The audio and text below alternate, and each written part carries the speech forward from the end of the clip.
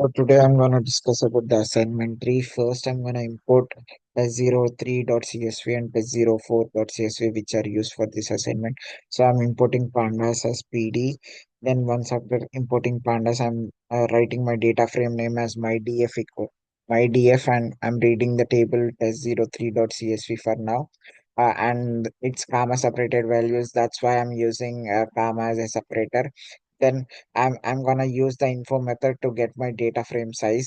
I can do it in two ways to get the approximate size of my data frame and the precise size of data frame. To get the approximate size, I'm gonna use something called info method, where I can see the memory usage says 59.5 plus KB. So this is the approximate value. If I want to get the precise value, I have to use something called memory underscore usage is equal to deep. When I run this code, then it's gonna show me the precise value of the memory of my data frame. Then once after that, if I have to check the memory usage of each series, I have to run my data frame dot memory usage method. So when I run this will give me individual series memory usage. This is a approximate value, and if I need the precise value, I have to use something called deep equal to true. Uh, Similar to the above method, like similar to above info. So if I convert uh, my continent column into categorical value, then the data size of it is reduced. So I'll show you how. So for converting my continent column, first I'm gonna write my data frame name followed by the column name, and as type I'll be giving as category because I'm gonna convert it to categorical column. So when I check the memory usage of that, the precise one, it shows 1842, but when you look at the before, it was 62431. So it's a lot of difference. So basically, if you convert your column into categorical type, your memory usage will be decreased by a lot. So for categorical values stored in data frames, I mean in my columns, I tried searching for another column to convert it into categorical. So I'm gonna say how categorical values are stored in my continent thing. So for continent, I'm first printing the values of all the categories. There are 1, 2, 3, 4, 5, 6, 7 categories in total, and then I'm printing the head. So it's Asia, North America, Asia, Africa. So how do we assign this cat codes is, so there are seven categories. So zeroth number is assigned for Africa, one number is assigned for Antarctica, two is assigned for Asia, three is for Australia, four for Europe, five for North America, six for South America. This is how cat codes are assigned. So when I checked my data frame name followed by column name dot cat, because it's categorical dot codes. So because Asia is number two, it is showing two. Again, the second one is Asia, it's two. So when it comes to North America, it is 0, 1, 2, 3, 4, 5. That's how the cat codes are represented. So I'm gonna identify if there are any other columns in my data set so that I can convert into categorical type. I see type as one of it, so I will check the data type of my type. So it's object. So when I checked for value counts, I see lot of values in the type column. So somewhere I felt like it is not uh, liable to change the type column into categorical type. Next, what I'm gonna do is I'm gonna load my test03.csv again into my df using separator comma. And now what I'm gonna do is, like, I'm gonna get the dummy values. So what this exactly done is it converts the binary, it converts the category, it converts the continent data into binary format. So when I do like pandas dot get dummies of my data frame and the continent, it will show false, false, true, false, false. So that means my each category in the continent column will be converted into each series. So right now in my data frame, the first value was Asia, second value was Asia. That's when it shows true. And then for the third one, it was North America. That's why for North America, it is showing true. For rest of it, it will be showing false. Then once after that, I have to drop. If I have to drop the first column here, I just need to mention drop first equal to true. If I mention it that way, my first column Africa will be dropped from this get dummies. Now I have to download test04.csv, which I've downloaded already. Now I'm gonna read it into my school. My data frame name is my school for this, so I'm gonna read it with comma separated. So I have to give my model 30% testing and 70% training with the random rows. So first I'm gonna import a train test split from scikit learn dot model selection. So I wrote train comma text equal to train test split. So this is my data frame name. Test size equal to 0.3 is nothing but 30% is testing. Random state equal to 42 is for reproductive reproducing things like so whenever it takes the test size train size or test size, it takes 42 as a default number. You can give any random number there. So in this step right here, I'm converting my train thing to training.csv. I'm saving it as CSV file. Then I'm gonna there is no index to it. That's why I don't want to involve any index. That's why I'm placing it as false. Next, I'm gonna put my test to CSV file again called testing.csv. So you can see the files appearing here. Next, I'm gonna consider math and physics column as my feature columns. That's what I gave right here, and then I'm gonna store them in my X. So I wrote X equal to train dot log. This means all rows and feature columns are like what all columns you want to involve. And then for my dataset label, I'm gonna use result in Y. So I wrote Y equal to train of result. Then I'm gonna use logistic regression first. So I'm gonna import logistic regression from scikit-learn dot linear model. Then I assign a variable log reg equal to logistic regression. So here in this step, I'm gonna train my model. So once after this, I'm gonna define my X test and store the test values of my feature columns. So that step is done. Then I'm gonna assign y actual test to the test of my result thing. So that step is done. Now I'm gonna predict based on my logistic regression. So for that, my variable is y underscore pred underscore test is equal to log reg dot predict x text. So when I do this, I get the predicted values. I have the actual values. So I'm gonna print actual values, predicted values, and I'm gonna compare both of them. So when I compare both of them, in most of the cases, it's like it's all the same. But in some cases, I see it's like fail, pass, fail. Some cases, yeah. So next, I'm gonna calculate the accuracy of the model. So to calculate the accuracy, I'm gonna import accuracy underscore score from scikit-learn dot metrics. So to calculate that, I'm gonna use y actual test and y predictive test. So when I run this, I can see the accuracy of my logistic regression model as zero point 0.9. So similarly, I'm gonna repeat the same steps for decision tree classifier, my decision tree model. So I'm gonna train my model here with the help of X and Y. Then I'm gonna predict based on my predict my model based on date decision tree using X test. So now I'm gonna compare the Y actual test and the Y predictive test, which I found out using decision tree. So when I run both of these and print, in most of the cases, it's all the same. So similarly, I'm now gonna run the accuracy test for the decision tree too. So when I print the value, it is 0.96. So from both the accuracy values, I can say that my decision tree model for this particular data frame is more accurate than the logistic regression model. Now I have to serialize the training and test data sets into train.pickle and test.pickle. So for that, I write something like train.to_pickle train.pickle. So basically, this this command will create a pickle file.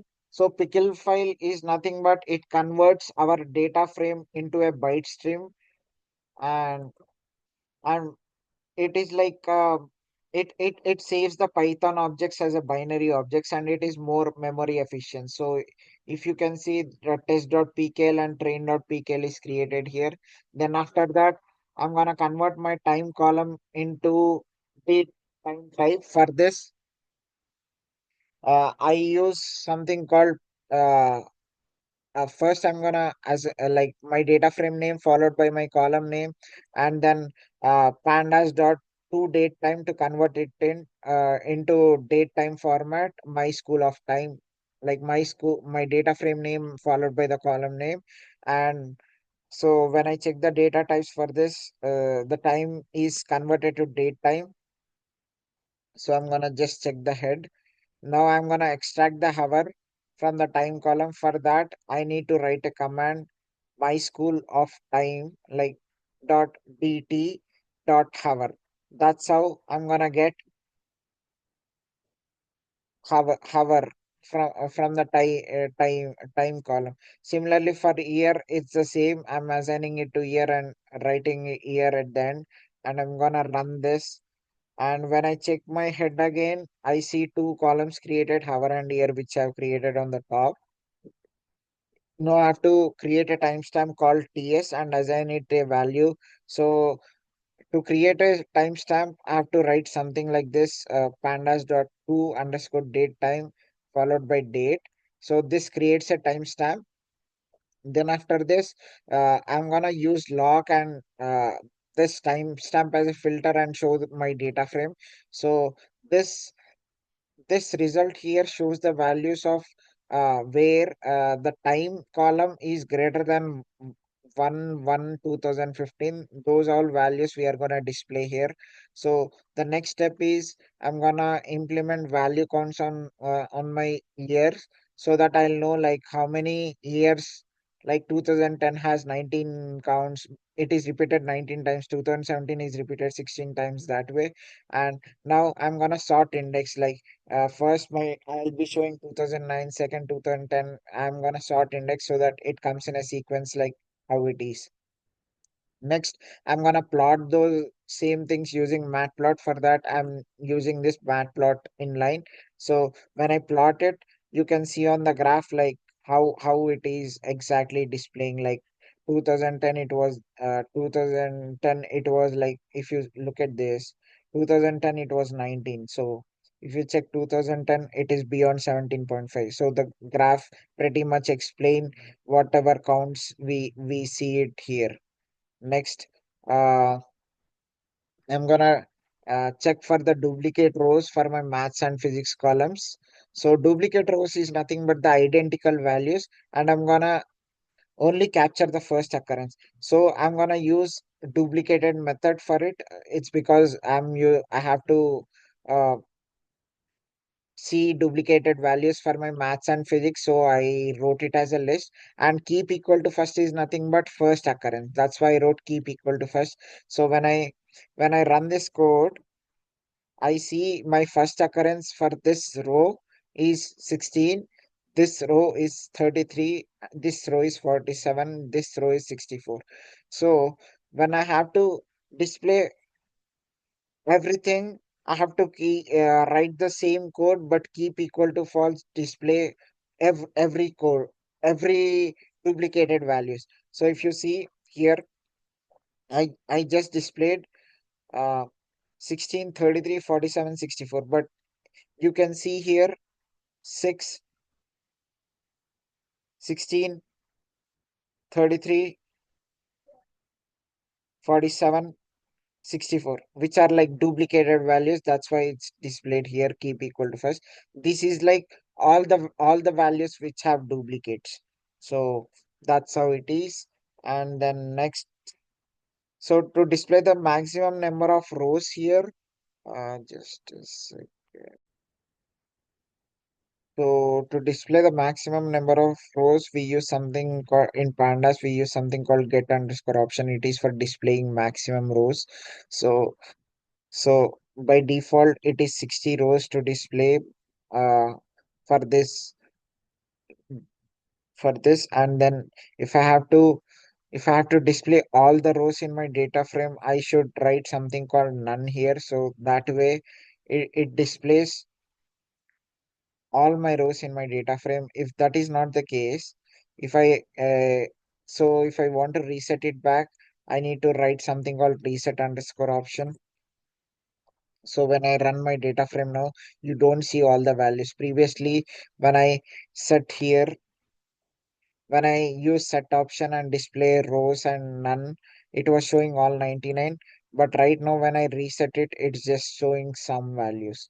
So if I have to display maximum columns, similarly, I will be using get option and display dot max underscore columns. So maximum columns to be displayed at 20. And then if I have to uh, change the value to 500, if there are 500 columns, it will show 500 columns.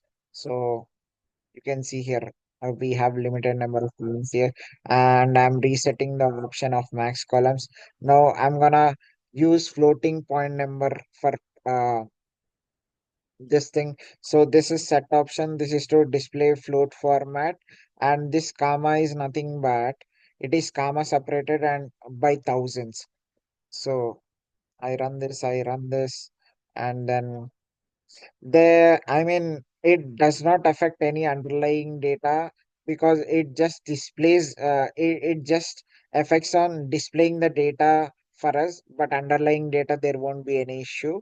And then we are going to reset what we have set. So we are going to use reset option similarly. And then now I'm going to create a data frame with random number 0 to 100 with 3 rows and 4 columns.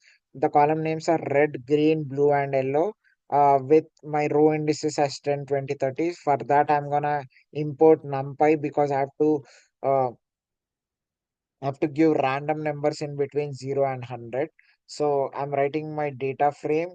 First, I'm gonna write about the random number generator. So it's like a numpy dot random int because it's between 0 to 100, 0 comma 101. So it will take only till 100 because it's 3 rows and 4 columns. That's the size here. And the columns are red, green, blue, and yellow. That's what I gave it here. And the index values are 10, 20, 30. That's why I gave it here. So if I have to convert all my data frames here to float, I have to write my data frame name dot as type float. So right now all my columns are in float. So if I have to display the maximum value in each row, I have to write something called apply method max and axis equal to 0 because I'm writing it for each row. So when I run this, I can see. So when I run this, I can see for for red for red the maximum value is 64, and for green the maximum value is 86. For blue the maximum value is 79, and for yellow the maximum value is 78. So uh next I'm gonna display the column name containing the maximum value in each row. So it's like if you look at this row, the maximum value is for blue.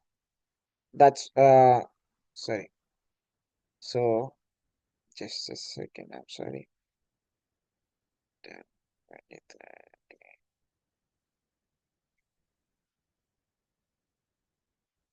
So yeah, the maximum value here is it for blue. Next row it is green. So it's blue, green, and green again. So that's what I'm displaying here in the last step. So overall in this step, I understood how to implement logistic regression model, decision tree, and how to use categorical codes, like how to decrease the memory usage, and how do I get like precise data, and approximate data, and how to create dummies models. Oh, the data and time format. How can I set my data and time format? How can I filter it based on my data and time format? How do I create timestamps? And how do I plot if I need anything? Uh, uh, uh, how do I show the duplicates and stuff? So that's what about the assignment. Thanks for the opportunity.